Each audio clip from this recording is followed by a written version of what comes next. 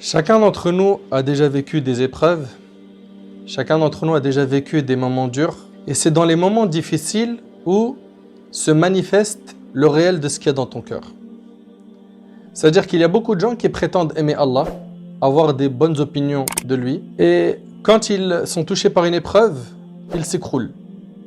Et on s'aperçoit que finalement c'était des prétentions, mais la réalité est tout autre. On entend « j'aime Allah », je sais qu'il est miséricordieux, je sais qu'il va me soulager de mon épreuve, etc. Mais quand on regarde dans le réel, notre comportement montre l'inverse. Certains parmi nous, malheureusement, pensent du mal d'Allah dans les moments d'épreuve. Certains parmi nous, malheureusement, quand ils sont dans le four de l'épreuve, ils voient tout sombre. Et ils ont oublié Allah tabaraka wa ta'ala. Et ça, wallahi, c'est quelque chose qui fend le cœur. Donc, ahbab al-karam, nous, en tant que croyants, on doit toujours avoir une bonne opinion d'Allah tabaraka wa ta'ala. C'est une obligation religieuse. Tu n'as pas le droit en tant que croyant de penser du mal de ton Seigneur, d'avoir une mauvaise opinion de lui. Allah tabaraka wa ta'ala nous dit « Wa rahmati wasi'at kulla shay' fasa'aktubuha lilladhina yattaqoon wa yu'tuna az-zakata walladhina hum bi ayatina yu'minun » Et ma miséricorde embrasse toute chose. Je la prescrirai à ceux qui me craignent, acquittent la zakat et ont foi en nos signes. Également, Allah tabaraka wa ta'ala nous le rappelle dans Sourate Yusuf. Il nous dit subhanahu wa ta'ala innahu la yay'asu min rawhillah illa al-qawmul kafirun. Ce sont seulement les kuffars qui désespèrent de la miséricorde d'Allah. Le croyant, il a toujours espoir en Allah, même s'il a fait beaucoup de péchés, même s'il a un passé sombre. Le croyant, il a toujours espoir en Allah, même dans les difficultés les plus grandes. Le croyant sait au fond de lui, quand il est éprouvé, qu'il y a une sagesse dans cette épreuve, qu'il y a un bien et que la délivrance approche. Ahbab el-Karam, le croyant, lui, est toujours là à espérer du bien de son Seigneur. Le croyant espère toujours le bien de son Seigneur. Il n'y a que les mauvais, il n'y a que les égarés, il n'y a que ceux qui se sont détournés d'Allah subhanahu wa ta'ala qui ont une mauvaise opinion d'Allah tabaraka wa ta'ala. Allah tabaraka wa ta'ala dit également وَمَنْ يَقْنُتْ مِنْ رَحْمَةِ رَبِّهِ إِلَّا الضَّالُّونَ. Il dit et qui désespère de la miséricorde de son Seigneur, sinon les égarés. Ceux qui ne connaissent pas Allah ont une mauvaise opinion de lui. Ceux qui le connaissent pensent du bien de lui. Un point très important, c'est qu'est-ce qu'avoir une bonne opinion d'Allah? C'est que tu saches, toi, quand tu es dans une épreuve, que celui qui t'a éprouvé est le sage, le miséricordieux, celui qui est capable de toutes choses. Garde en tête, mon frère ainsi que toi, ma soeur, que quand Allah Azza wa Jal t'a mis à l'épreuve, il n'a pas voulu par cela te faire périr, ni te châtier, ni te faire du tort. Non. Allah tabaraka wa ta'ala, par cette épreuve, il veut te tester, t'évaluer. Le paradis, tu ne l'auras pas gratuitement. Tu vas devoir passer des tests. Pourquoi? Pour que ressorte de toi le concret de ta foi. Est-ce que tu es patient? Est-ce que tu es reconnaissant? Est-ce que tu es satisfait de l'épreuve? Et là, c'est vraiment un haut degré. Ou est-ce que, au contraire, tu vas être quelqu'un de mauvais? Dans un hadith rapporté par l'imam al-Bukhari et Muslim, Abu Hurayra radiyallahu anhu, il rapporte que le prophète sallam a dit, Allah le Très-Haut a dit. Donc c'est un hadith qudsi. Allah tabaraka wa ta'ala, il dit, je suis en conformité avec l'idée qu'a mon serviteur de moi. Subhanallah. Dans l'explication de ce hadith, dans Umdatul Qari, il nous dit si le serviteur pense qu'Allah va lui pardonner, qu'il va lui faire miséricorde, il aura cela. Et s'il pense qu'Allah va le punir, eh ben, il aura ce à quoi il a pensé. C'est pour ça, pense du bien d'Allah afin de récolter du bien de sa majesté. Allah tabaraka wa ta'ala nous dit dans ce hadith, je suis en conformité avec l'idée qu'a mon serviteur de moi. Je serai avec lui s'il m'invoque. S'il m'invoque en son fort intérieur, il fait du dhikr, je me rappellerai de lui en mon fort intérieur. Tu auras des récompenses. Tu auras des récompenses. Et la miséricorde divine, Allah tabaraka wa ta'ala dit par la suite, s'il me mentionne en public, je le mentionnerai devant un public plus digne encore, c'est-à-dire devant les anges. T'imagines, Allah subhanahu wa ta'ala, il va parler de toi aux anges. Allahu Akbar. S'il s'approche de moi d'un empan, je m'approcherai de lui d'une coudée. Va vers Allah, Allah t'ouvrira toutes les portes qui mènent à lui. Approche-toi d'Allah. Je sais qu'il y en a qui se disent, c'est trop compliqué mon frère. Tu ne sais pas ce que j'ai fait comme péché dans ma vie. Pour moi, revenir vers Allah, c'est trop compliqué. Mais fais des efforts. Va vers Allah, tu verras ce qu'Allah subhanahu wa ta'ala va t'accorder. Il va t'accorder beaucoup, beaucoup. S'il s'approche de moi d'un empan, je m'approcherai de lui d'une coudée. Et s'il s'approche de moi d'une coudée, je m'approcherai de lui d'une brasse.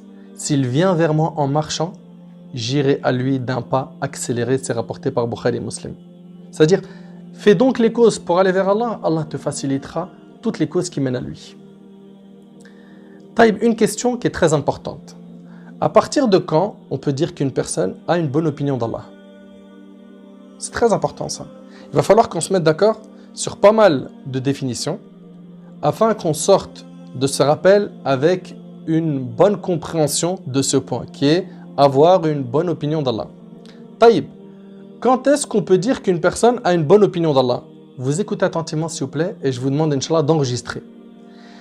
Alors, c'est quand le serviteur fait ce qu'Allah lui a imposé, c'est-à-dire il va accomplir sa prière, il va jeûner, il va payer sa zakat et avec tout ce qu'il est en train de faire, il espère qu'Allah tabaraka ta'ala va accepter de lui.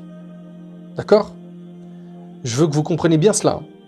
C'est celui qui va faire les bonnes actions, il fait les bonnes actions et il a espoir en Allah tabaraka ta'ala. Par contre, avoir espoir en Allah subhanahu wa ta'ala et ne pas pratiquer sa religion, ça s'appelle suivre ses passions. Ça s'appelle être quelqu'un de feignant, de paresseux, qui ne veut pas retrousser ses manches et se mettre au travail, à faire les bonnes actions. Selon Shaddad ibn Aws radiyallahu anhu, le prophète sallallahu alayhi wa sallam a dit: l'intelligent est celui qui se remet en question et qui œuvre pour ce qui vient après la mort. Ça, c'est l'intelligent. L'incapable, c'est celui qui laisse son âme suivre ses passions, qui a beaucoup d'espoir alors qu'il n'agit pas en conséquence. Il n'agit pas en conséquence pour être sauvé dans l'au-delà. Et c'est rapporté par Tirmidhi. On a beaucoup de gens malheureusement qui ont espoir en Allah mais qui n'œuvrent pas. À cela on leur dit: réveillez-vous. Réveillez-vous et mettez-vous à pratiquer la religion. Donc toute personne qui va avoir une bonne opinion d'Allah mais qui persiste dans le péché, et bien cette personne-là, qu'elle sache qu'elle s'attire la colère d'Allah subhanahu wa ta'ala et que tu peux finir châtié yawm al-qiyamah. Al-Hasan al-Basri rahimallah, il a dit: il y a des gens qui ont été distraits par les espoirs jusqu'à ce qu'ils sont sortis de cette dunya sans avoir de bonne action.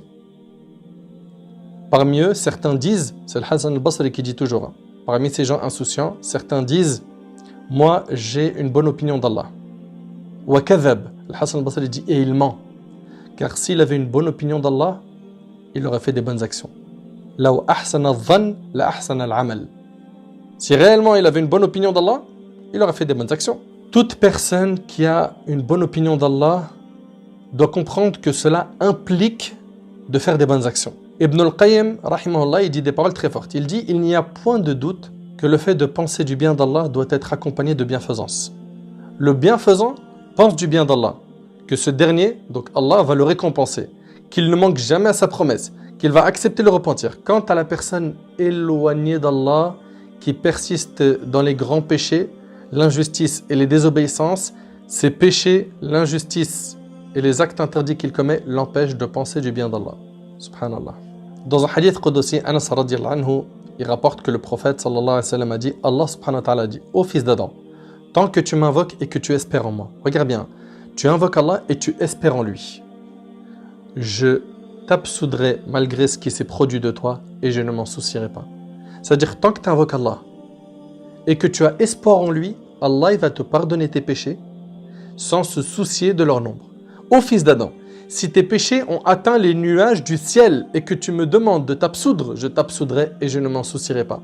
Ô fils d'Adam, si tu viens à moi avec la contenance de la terre comme péché, imagine quelqu'un qui rencontre Allah avec la contenance de la terre comme péché, et que tu me rencontres sans m'associer personne, je t'apporterai sa contenance comme absolution, et c'est rapporté par Tirmidhi. Ici, ce qu'il faut comprendre, c'est que le croyant, il doit avoir espoir.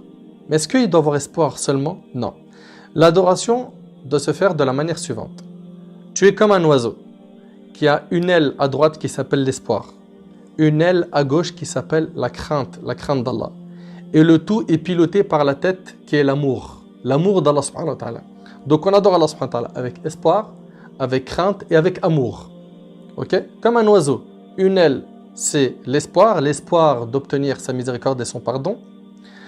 La crainte qui va t'aider à t'écarter des péchés. Et l'amour, tout est piloté par l'amour que tu as pour Allah subhanahu wa ta'ala. An-Nawawi rahimahullah, il dit que les savants ils disent que pendant que tu es vivant, tu dois faire en sorte que, oui, effectivement, tu as l'espoir et la crainte, d'accord? Ils sont très forts chez toi, mais pendant ton vivant, fais en sorte que la crainte soit plus élevée que l'espoir. Pourquoi? Pour éviter d'aller vers le péché. Par contre, au moment de ta mort, c'est l'inverse. Bascule cette balance de l'autre côté, fait que l'espoir en Allah subhanahu wa ta'ala soit plus grand que la crainte. Pourquoi? Pour que tu aies une bonne opinion d'Allah au moment de ta mort. Pour que tu aies une bonne opinion d'Allah au moment de ta mort, et c'est très important, on en parlera tout à l'heure en vous citant des preuves de notre religion. On doit avoir une bonne opinion d'Allah subhanahu wa ta'ala, et ce, pendant toute notre vie, et surtout dans les moments d'épreuve. J'ai perdu quelqu'un dans ma famille. J'ai quelqu'un qui est tombé gravement malade. Je viens de perdre un enfant. Je viens de perdre mon emploi. Je viens de perdre mon époux ou mon épouse par un décès. Eh bien, il va falloir que pendant le moment de l'épreuve, tu continues à pratiquer ta religion comme un vrai musulman, comme une vraie musulmane. Et je l'ai dit au début de ce rappel, que c'est au moment de l'épreuve que ce qui est au plus profond de ton cœur va sortir.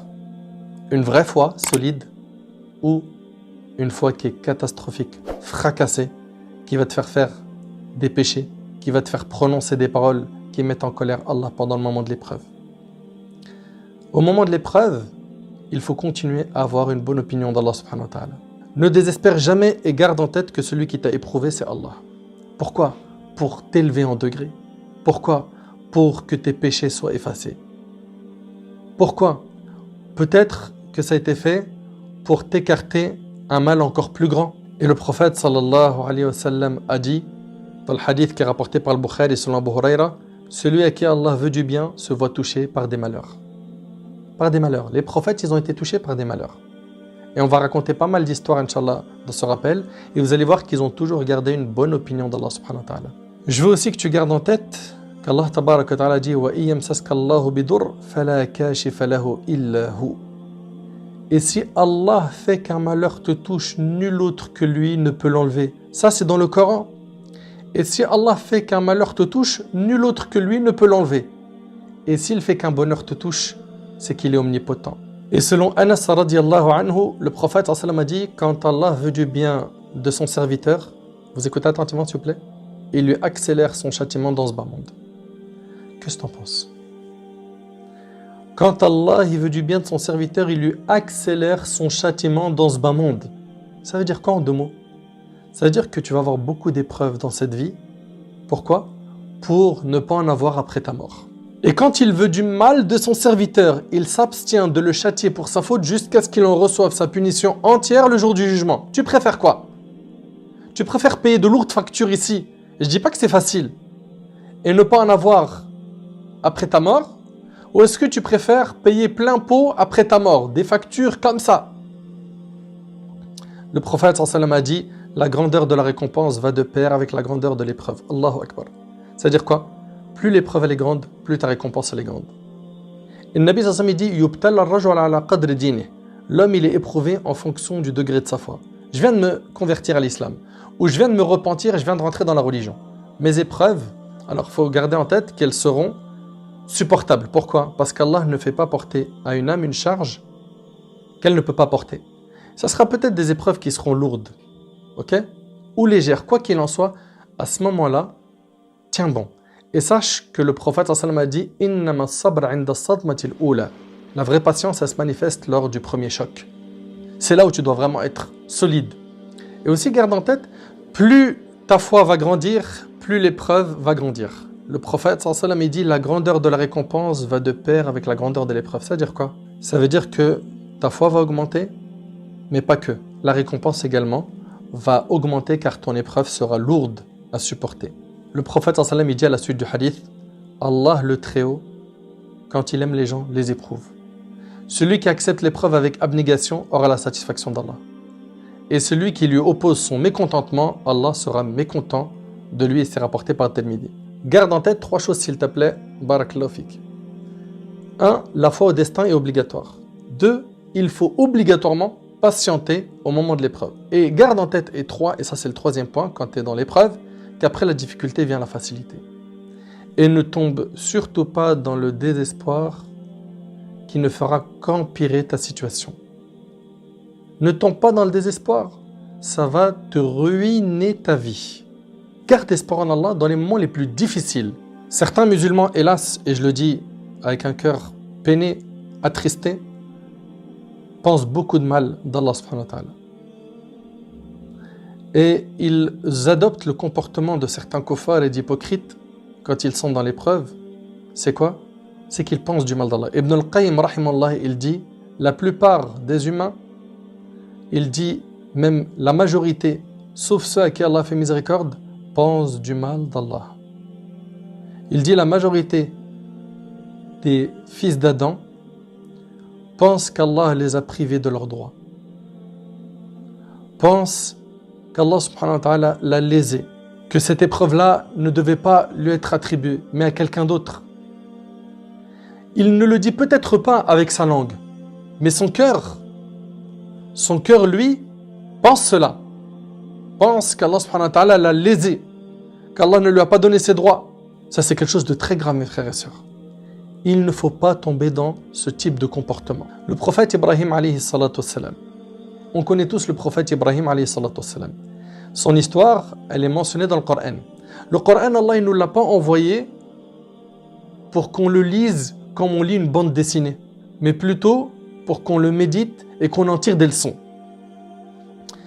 Ibrahim alayhi salatu wassalam, vous le savez, il a cassé les statues à son époque et quand ils sont revenus, ils ont demandé qui a fait cela et après ils ont dit on a entendu un jeune qui parlait d'eux en mal qui s'appelle Ibrahim, ils l'ont fait venir. Ibrahim alayhi salam, il a débattu avec eux. Quand ils ont vu qu'ils n'avaient plus d'argumentation, qu'est-ce qu'ils ont fait? Ils ont employé la force. Et généralement, beaucoup de gens sont de ce type. Dès qu'ils n'arrivent plus à argumenter avec toi, ils utilisent la violence. Ils utilisent la violence. Donc qu'est-ce qu'ils ont fait? Ils ont demandé à ce qu'un feu soit allumé et que Ibrahim alayhi salam soit jeté dans ce feu par une catapulte. À ce moment-là, Ibrahim alayhi salatu wassalam, écoutez attentivement, Allah y compris. Il est dans la catapulte. Il va être jeté dans le feu. Moi, je te pose la question. Toi, si tu te retrouves dans la même situation, que tu te retrouves dans un endroit où il y a la guerre, par exemple, et qu'on te prend, on t'attache les mains, on te met dans une catapulte, on allume un feu, et tu sais que dans quelques secondes, tu ne seras plus là. Est-ce qu'à ce moment-là, tu vas penser du bien d'Allah subhanahu wa ta'ala? C'est une question qu'il faut se poser. Est-ce qu'à ce moment-là, tu vas penser du bien d'Allah azza wa jal ou pas? Ibrahim alayhi salatu wassalam, à ce moment-là, il y a l'ange Gabriel, Jibril alayhi salam, qui vient le voir et qui lui dit: est-ce que tu as besoin de moi? Tu as besoin de moi? C'est l'ange Gabriel. Tu leur as dit quoi tout de suite? Bien sûr, délivre-moi, sauve-moi. Non. Ibrahim alayhi salatu wassalam, il a dit: Hasbi Allah wa ni'mal wakil. Allah me suffit et c'est le meilleur protecteur, le meilleur garant. Allah tabaraka wa ta'ala va s'occuper de mon affaire. Puis, dans l'immédiat, Allah tabaraka wa ta'ala dira: Qulna ya nar kuni bardan wa salaman ala Ibrahim. Nous dîmes au feu, sois paix et fraîcheur pour Ibrahim. Allahu Akbar. Et Ibrahim alayhi salatu wassalam n'a pas été brûlé. Dans un hadith rapporté par l'imam al-Bukhari selon Ibn Abbas radiyallahu anhuma, Ibn Abbas il dit: Inna Ibrahim lamma alqahu fi an-nar. Ibrahim, quand il a été jeté dans le feu, il a dit: Hasbi Allah wa ni'mal wakil. Ibrahim alayhi salam a dit: Hasbi Allah wa ni'mal wakil. Wa qalaha Muhammad alayhi as-salam hina qalu inna an-nasa qad jama'u lakum fakhshawhum fazadahum imana wa qalu hasbuna Allah wa ni'mal wakil. Allahu Akbar. Et le prophète sallam l'a dit également lorsque, subhanallah, il est rapporté dans le tafsir que les gens Abu Sufyan, les kuffars de Quraysh, se sont réunis pour faire du tort aux musulmans. Et on a dit aux musulmans, regardez bien, c'est dans le Coran, certes ceux auxquels l'on disait, les gens se sont rassemblés contre vous, craignez-les. Imagine, on te dit, Il y a une armée qui vient pour t'attaquer, toi et ta famille, ou toi et les gens de ton quartier, ou toi et ton armée, etc. Et là, on annonce la nouvelle aux compagnons. Les gens se sont rassemblés contre vous, craignez-les. Cela ne fit qu'augmenter leur foi. Allahu Akbar. T'imagines, on te dit, il y a un complot qui est fait pour te tuer.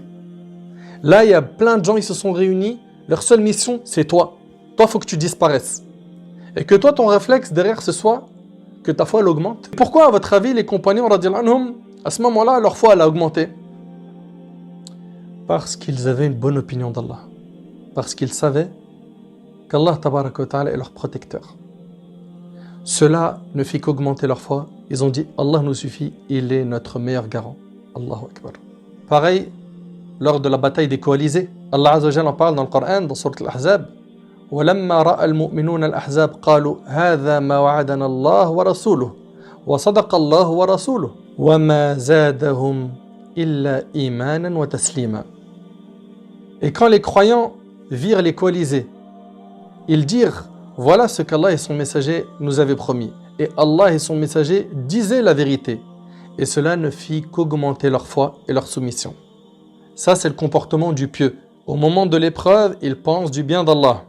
Hajar alayhi salam, la femme du prophète Ibrahim, et son fils Ismaïl, qui était encore un nourrisson, un bébé. C'est rapporté par l'imam al-Bukhari, ce n'est pas donc des histoires inventées. Et vous le savez que les livres les plus authentiques après le livre d'Allah sont l'authentique de al-Bukhari et l'authentique de l'imam Muslim. Le prophète Ibrahim alayhi salatu wassalam, il va prendre sa femme Hajar et son bébé et il va les abandonner à la Mecque dans un endroit désertique. Il n'y a ni plantation, ni eau, ni nourriture, ni humain, ni rien du tout, aucune construction, rien. Il les a laissés là-bas avec un peu de dattes et un petit peu d'eau. Et il s'en est allé. Et là, à ce moment-là, vous êtes d'accord avec moi que sa femme, elle est obligée de lui dire « Tu vas où? Tu nous laisses dans le désert ?» Et elle lui pose la question. Il ne lui répond pas. Elle lui repose la question. Et à la troisième fois, elle lui dit « Est-ce que c'est Allah qui t'a ordonné de faire ça ?» Et là, il lui dit oui. Subhanallah, qu'est-ce qu'elle a dit? Elle a dit « S'il en est ainsi, Allah ne nous abandonnera pas. » Moi, je te pose une question surtout à toi, ma sœur. Parce que c'est une histoire d'une femme. Si demain, ton mari, il perd son argent, il perd son emploi, il est éprouvé, essoré dans l'épreuve, auras-tu le réflexe de Hajar alayhi salam de dire « Allah ne nous abandonnera pas » Rappelle-toi que cette femme, elle a été abandonnée dans le désert, avec un bébé. Nous, aujourd'hui, juste une coupure d'électricité ou une coupure d'eau, on est au bout de notre vie. Là, ce n'est pas une coupure d'eau, ce n'est pas une coupure d'électricité, c'était dans le désert, avec un bébé, et ton mari part, il te laisse. Et elle avait tellement une bonne opinion d'Allah que c'est sorti dans l'immédiat. Je vous ai dit, c'est au moment de l'épreuve que ce qui est ancré dans le cœur ressort. Tout de suite, elle a dit quoi? Elle a dit « Allah ne nous abandonnera jamais ». Et malheureusement, on a plein de musulmans et de musulmanes, quand ils sont dans le four de l'épreuve, ils pensent au plus profond d'eux qu'Allah va les abandonner. Le croyant est comme l'or. Quand il rentre dans le four, il ressort plus brillant. Toi, quand tu rentres dans le four de l'épreuve, tu dois ressortir plus brillant qu'avant. Et malheureusement, on a beaucoup de gens aujourd'hui qui, quand ils rentrent dans le four de l'épreuve, ils en sortent perdants. Ils disent des mauvaises paroles. Cette femme, elle est impressionnante. Et c'est dans Sahih l'imam al-Bukhari, subhanallah, son bébé a commencé à pleurer tellement il avait faim. Et elle, qui n'a plus rien à lui donner. Et donc elle va commencer à faire des va-et-vient, à lui chercher quelque chose, jusqu'à ce que l'ange Gabriel vienne avec son aile percer le sol, et c'est de là que va jaillir la source de Zamzam. Subhanallah. Et comme vous le savez, non seulement ils vont avoir de l'eau, mais pas que. Après, il y aura la tribu de Jurhum qui va les rejoindre. Elle va voir son enfant grandir. Elle va vivre, elle et son enfant. D'ailleurs, même son fils Ismaïl, plus tard, va construire la Kaaba avec son père Ibrahim. Regardez, subhanallah, comment elle s'en est sortie de cette épreuve. Aujourd'hui, il suffit que tu te retrouves à l'hôpital et que le docteur t'annonce une mauvaise nouvelle. Il te dit que tu es touché par telle maladie ou que dans très peu de temps, tu vas être touché par telle autre maladie alors que tu en as déjà un paquet. Et là, on n'a plus une bonne opinion d'Allah. Pourquoi? Parce qu'on ne le connaît pas. Parce qu'on n'a pas pris le temps d'apprendre à connaître Allah subhanahu wa ta'ala. C'est pour ça qu'on a ce mauvais comportement envers lui. Alors que lui, wallahi, il est bienfaisant envers nous. Une autre histoire qui est très marquante, c'est l'histoire du prophète Ya'qub alayhi salam. Ya'qub alayhi salam, c'était le père du prophète Yusuf alayhi salam. Ya'qub aimait Yusuf alayhi salam plus que ses autres enfants.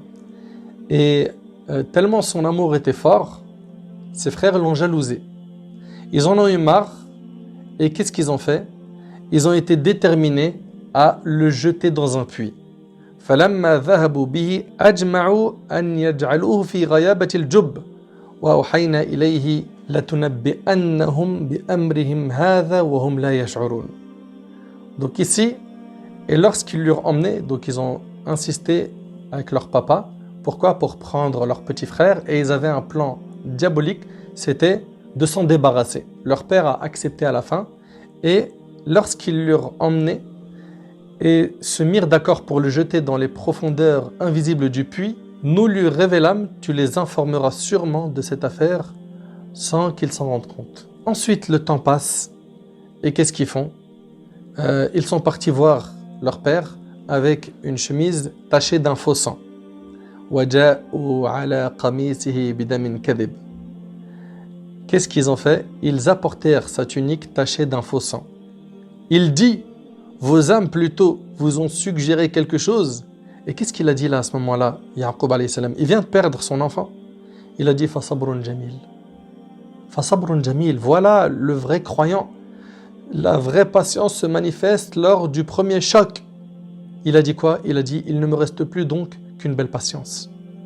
Il a dit, Wallahu musta'an ala ma tasifun.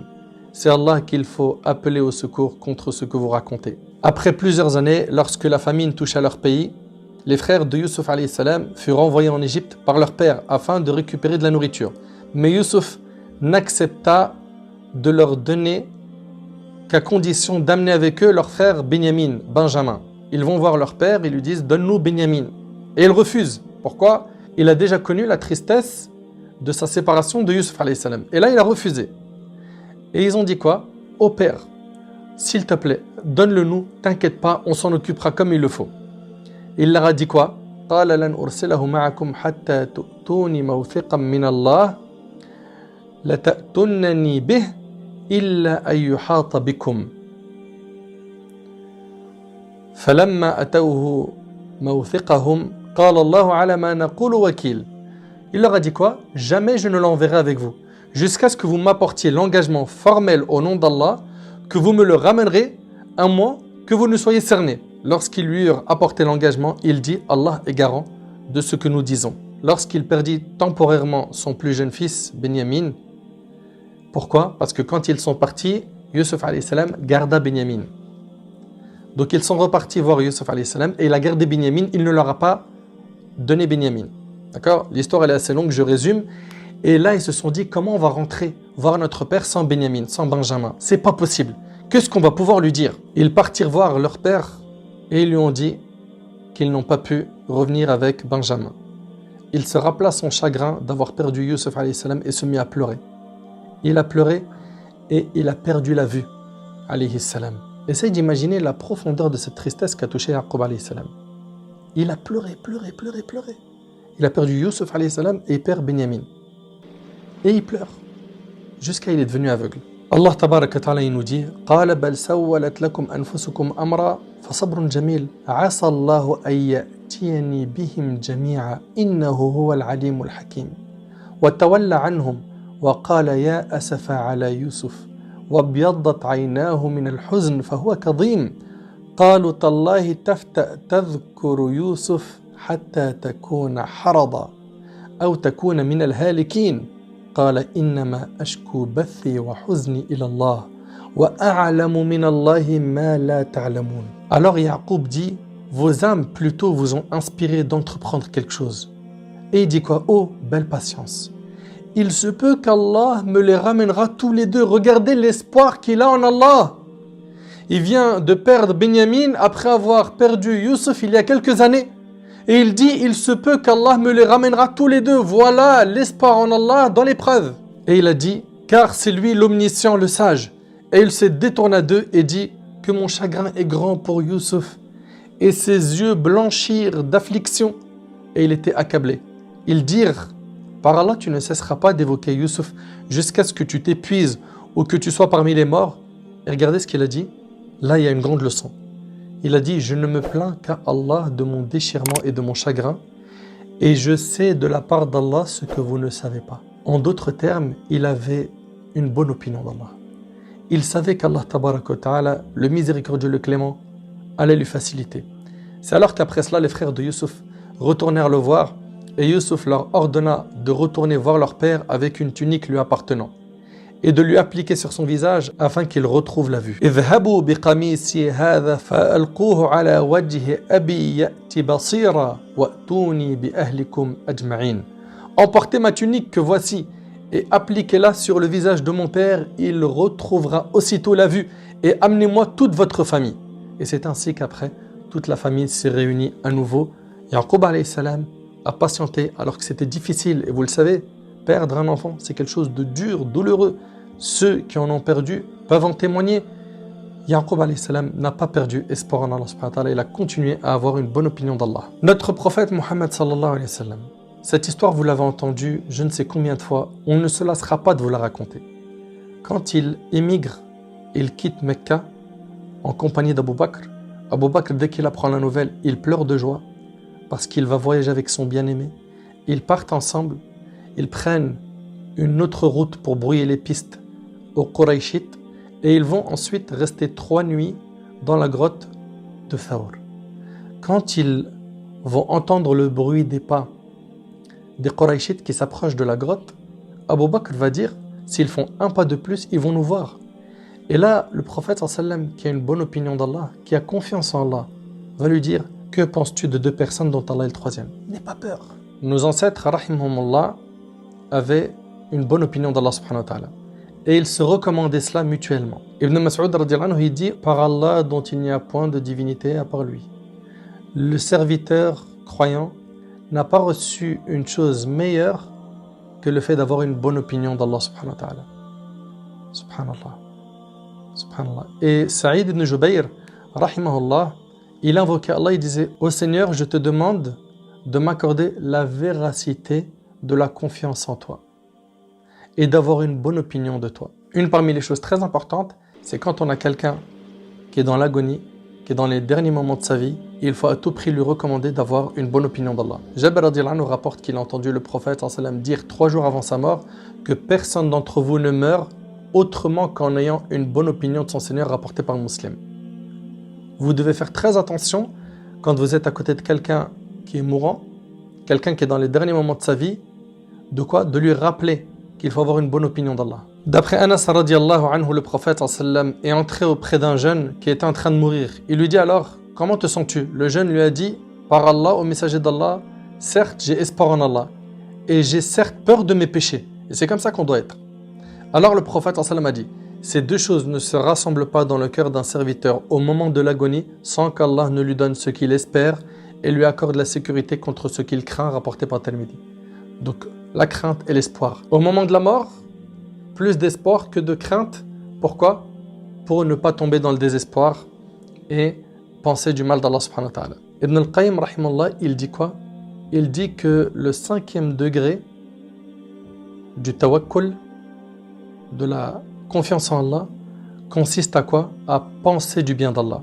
Donc il faut comprendre que c'est lié, c'est attaché. Quelqu'un qui a une bonne opinion d'Allah, forcément il va placer sa confiance en lui. Si toi tu penses du bien d'Allah, au moment de l'épreuve, au moment de la difficulté, place ta confiance en lui, au Maître Azza wa Jal. Sois fort dans ta foi et ne faiblis pas. Pour ce qui est des épreuves, des fois on envoie la sagesse de l'épreuve, des fois on n'en envoie pas la sagesse. Soumets-toi à Allah subhanahu wa ta'ala, accepte le destin d'Allah subhanahu wa ta'ala. Et rappelle-toi qu'il se peut que l'épreuve efface tes péchés, que l'épreuve te rapproche d'Allah davantage et que tu te repentes de tes péchés. Combien de gens sont revenus à Allah subhanahu wa ta'ala après une lourde épreuve? Également, c'est avec l'épreuve que tu connais qadr al-ni'ma, la valeur des bienfaits que tu possèdes. La santé. Le prophète sallam il a dit ni'matan maghbounun fihima kathirun min an-nas. Dans le hadith de Bukhari rapporté par Ibn Abbas, il a dit il y a deux bienfaits qui ne sont pas appréciés à leur juste valeur, la santé et le temps libre. Pourquoi? Quand on a la santé, on ne remercie pas Allah pour la santé. Tu sais quand est-ce que tu connais la valeur de la santé? Quand tu la perds, quand tu es cloué au lit, quand tu es malade. Très rapidement, comment faire maintenant pour avoir une bonne opinion d'Allah? Premièrement, multiplier les du'as. Multiplier les du'as. Garde en tête que c'est Allah subhanahu wa ta'ala qui dissipe les soucis, que c'est Allah qui exauce les invocations. Toi qui prétends avoir une bonne opinion d'Allah, j'ai une question à te poser. Est-ce que quand tu invoques Allah subhanahu wa ta'ala, après l'invocation, toi qui n'as pas eu de réponse d'Allah subhanahu wa ta'ala dans les médias ou dans les jours qui suivent, tu continues toujours à avoir une bonne opinion d'Allah ou pas? Parce qu'il y a beaucoup de gens qui disent j'ai invoqué Allah, j'ai invoqué, mais j'ai rien eu. Selon Abu Hurayra radiyallahu anhu, le prophète sallallahu a dit invoquez Allah avec la certitude d'être exaucé. Et sachez qu'Allah n'exauce point une invocation émanant d'un cœur distrait, rapporté par Tirmidhi. Et selon Abu Hurayra radiyallahu anhu, le prophète sallallahu a dit Allah exauce vos vœux tant que vous ne vous montrez pas impatient. C'est quoi être impatient? Vous dites alors j'ai invoqué mon Seigneur et il ne m'a pas répondu, rapporté par Bukhari Muslim. Il y a des gens qui ne comprennent pas qu'Allah tabaraka wa ta'ala il aime l'insistance. Il aime que tu insistes. Quand tu fais une dua, le Nabi sallallahu alayhi wa sallam nous a enseigné que c'est trois choses qui vont se produire. Soit tu as l'invocation exaucée, soit Allah t'écarte un mal équivalent, tu allais te faire écraser par une voiture, et ben cette invocation, Allah subhanahu wa ta'ala te l'a changé par quoi? Par une préservation d'un mal, ou bien c'est des récompenses qui t'attendent le jour du jugement. Dans tous les cas, quand tu fais des duas, tu es gagnant. Et si elles ne sont pas exaucées ici, et ben sache que c'est des hasanats qui t'attendent le jour du jugement. Donc c'est tout bénéf pour toi. Après le dua, il y a également la piété, taqwallah. Taqwallah fi kulli saghira wa kabira, fi sirri wal alaniya. Dans les petites affaires et dans les grandes, toujours craindre Allah, en public et en secret. Garde en tête qu'Allah tabaraka wa ta'ala dit wa may yattaqillah yaj'al lahu makhraja. Celui qui craint Allah, Allah lui facilite une issue favorable et il lui accordera sa subsistance de là où il ne s'y attend pas. Donc pour avoir une bonne opinion d'Allah, 1. Ad-du'a. 2. Le fait de craindre Allah subhanahu wa ta'ala. 3. La multiplication de la lecture du Coran, d'avoir un programme avec le Coran, d'être étroitement attaché au Coran. 4. De toujours faire les invocations du matin et du soir. Pourquoi? Parce qu'avec les invocations du matin et du soir, Allah subhanahu wa ta'ala te protège. Également, rester attaché aux 5 prières, les faire sérieusement. Les faire sérieusement sans les faire sortir de leur temps. Élimine de ton cœur toutes les mauvaises pensées que tu as envers ton Seigneur. Apprends à mieux le connaître afin d'apaiser ton cœur, car le souci qu'on a aujourd'hui, c'est que les gens ne connaissent pas assez Allah. Et c'est pour ça qu'aujourd'hui on a des gens qui font quoi? Qui s'écartent de son chemin. Ils ne connaissent pas assez Allah, c'est pour ça qu'ils ne l'adorent pas comme il le faut. Pour finir, je vous recommande, Inch'Allah, de lire beaucoup sur nos ancêtres, à commencer par nos prophètes, par les compagnons, radiyallahu anhum. Lire leur biographie, lire la vie de ces grands hommes, fait revivre le cœur. Et cela nous redirige vers le droit chemin. Car ce sont nos modèles. Ce sont nos modèles en voyant comment ils ont pratiqué, en voyant comment ils ont pleuré pour Allah, en voyant comment ils étaient investis dans leur pratique religieuse. Cela n'aura qu'un effet positif pour notre foi. Qu'Allah tabaraka ta'ala nous permette d'avoir une bonne opinion de sa majesté. Qu'Allah subhanahu wa ta'ala dissipe nos malheurs, dissipe nos soucis. Qu'Allah azza wa jal nous facilite pendant les moments d'épreuve d'être fort et de toujours penser du bien de lui azza wa jal.